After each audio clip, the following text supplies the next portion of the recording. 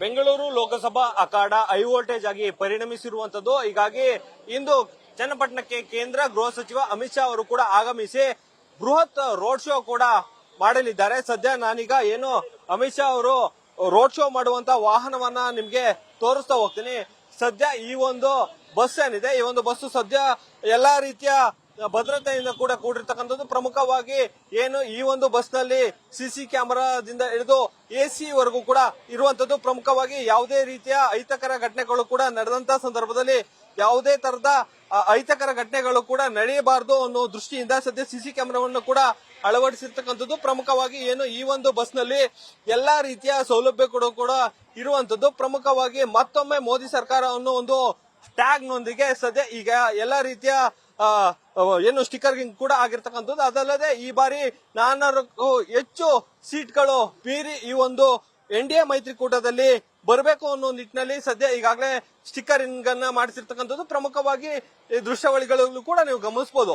ಅಂದ್ರೆ ಎನ್ಡಿಎ ಮೈತ್ರಿಕೂಟದಲ್ಲಿ ಇರತಕ್ಕಂತಹ ಕರ್ನಾಟಕ ರಾಜ್ಯದ ಏನು ಅಭ್ಯರ್ಥಿಗಳು ಅಂದ್ರೆ ಮೈತ್ರಿಕೂಟದ ವರಿಷ್ಠರು ಹಾಗೆ ಏನು ಅಭ್ಯರ್ಥಿಯಾದಂತಹ ಎಚ್.ಡಿ. ಕುಮಾರಸ್ವಾಮಿ ಅವರು ಕೂಡ ಫೋಟೋ ಕೂಡ ಇಲ್ಲಿ ಇರುವಂತದ್ದು. ಪ್ರಮುಖವಾಗಿ ಏನು ಮೋದಿ ಅವರ ಫೋಟೋ ಜೊತೆಗೆ ಮಾಜಿ ಪ್ರಧಾನಿಗಳಾದಂತಹ ಎಚ್.ಡಿ. ದೇವೇಗೌಡರಾಗಿರ್ಬೋದು, ಹಾಗೆ ಮಾಜಿ ಮುಖ್ಯಮಂತ್ರಿ ಆದಂತಹ ಬಿ.ಎಸ್. ಯಡಿಯೂರಪ್ಪ ಆಗಿರ್ಬೋದು, ವಿರೋಧ ಪಕ್ಷ ನಾಯಕ ಆರ್ ಅಶೋಕ್, ಹಾಗೆ ಜೆ.ಪಿ. ನಡ್ಡಾ, ಹಾಗೆ ಏನು ಬಿಜೆಪಿ ರಾಜ್ಯಾಧ್ಯಕ್ಷರಾದಂತಹ ವಿಜೇಂದ್ರ ಅವರ ಸ್ಟಿಕ್ಕರ್ ಕೂಡ ಸದ್ಯ ಈ ಒಂದು ಬಸ್ ನಲ್ಲಿ ಇರುವಂತದ್ದು.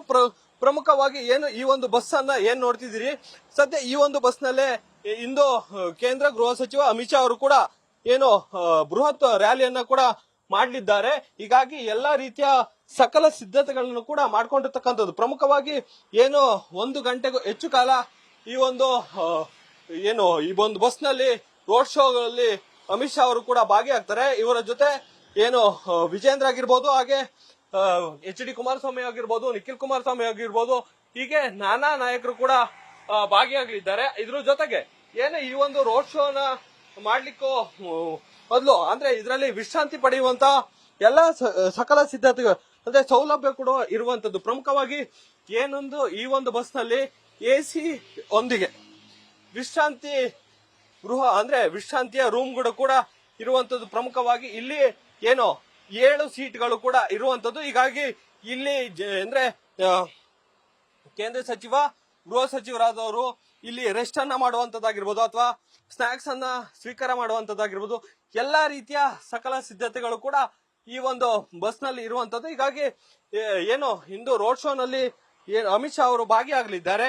ಈ ಒಂದು ಭಾಗಿಯಾಗುವಂತ ರೋಡ್ ಶೋ ನಲ್ಲಿ ಈ ಒಂದು ಬಸ್ಗೆ ಈಗಾಗಲೇ ಎಲ್ಲಾ ರೀತಿಯ ಸಕಲ ಸಿದ್ಧತೆಗಳನ್ನ ಮಾಡಿಕೊಂಡು ಎಸ್ಪಿಜಿ ಅವರು ಕೂಡ ಎಲ್ಲಾ ರೀತಿಯ ತನಿಖೆಯನ್ನು ಕೂಡ ಮಾಡಿರ್ತಕ್ಕಂಥದ್ದು.